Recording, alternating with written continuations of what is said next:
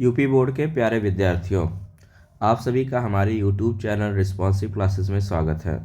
तो बच्चों, आज आपके लिए जीव विज्ञान कक्षा 10 का मोस्ट इम्पॉर्टेंट क्वेश्चन लेके आए हैं। यानी कि आपका जो साइंस का पेपर है उसमें जीव विज्ञान का एक महत्वपूर्ण प्रश्न है जो कि आपके एग्जाम में पूछा जाएगा और उसका मैं आपको उत्तर बताऊंगा। पहले मैं प्रश्न बताऊंगा। ये दीर्घ उत्तरीय प्रश्न है जो कि दीर्घ उत्तरीय प्रश्न आपको पता है 6 नंबर का पूछा जाता है। और ये दीर्घ उत्तरीय प्रश्न है उत्सर्जन किसे कहते हैं? मनुष्य के उत्सर्जी अंगों का संक्षिप्त में वर्णन कीजिए।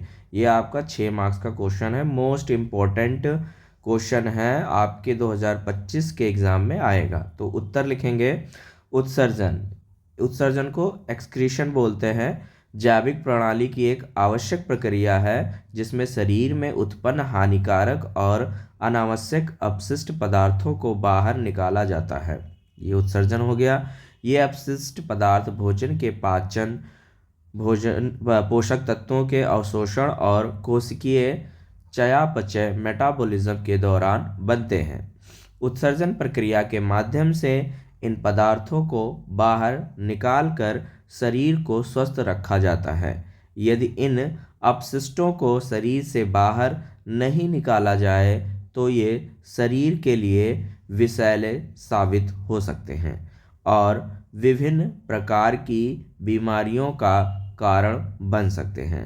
तो चलिए आगे देखते हैं। मनुष्यों में उत्सर्जन की प्रक्रिया विशेष अंगों के माध्यम से होती है और यह जटिल प्रणाली है जिसमें कई अंग शामिल होते हैं जो अलग अलग प्रकार के अपशिष्ट पदार्थों को शरीर से बाहर निकालने में सहायता करते हैं। तो आइए अब देखते हैं मनुष्य के उत्सर्जी अंगों का संक्षिप्त वर्णन।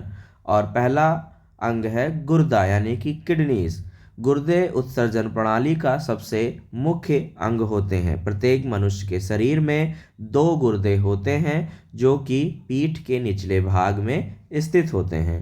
गुर्दों का मुख्य कार्य रक्त को शुद्ध करना और उससे अपशिष्ट पदार्थों जैसे यूरिया और अतिरिक्त पानी को बाहर निकालना है। गुर्दे में लाखों नेफ्रॉन पाए जाते हैं जो कि उत्सर्जन की मूल इकाई है। यानी नेफ्रॉन उत्सर्जन की मूल इकाई है। नेफ्रॉन में रक्त से अपशिष्ट पदार्थों को छानकर मूत्र का निर्माण होता है। मूत्र बनने के बाद यह मूत्रवाहिनी के माध्यम से मूत्राशय तक पहुंचता है। तो अगला अंग है मूत्रवाहिनी यानी कि यूरेट्रस। मूत्रवाहिनी 2 पतली नलिकाएं होती हैं जो गुर्दों से निकलती हैं और मूत्र को मूत्राशय तक पहुंचाती हैं। मूत्रवाहिनी में छोटे छोटे संकुचन होते हैं जो मूत्र को धीरे धीरे मूत्राशय तक धकेलते हैं। अब आगे देखेंगे मूत्राशय यानी कि यूरेनरी ब्लैडर। मूत्राशय एक थैलीनुमा संरचना है जो मूत्र को अस्थायी रूप से संग्रहित करने का कार्य करता है। मूत्राशय की दीवारें लोचदार होती हैं जो मूत्र को संग्रहण के समय फैल जाती हैं। जब मूत्राशय में मूत्र की मात्रा अधिक हो जाती है तो यह मस्तिष्क को संकेत भेजता है जिससे मूत्र विसर्जन की आवश्यकता महसूस होती है। अंतिम अंग है मूत्रमार्ग यानी कि यूरेथ्रा।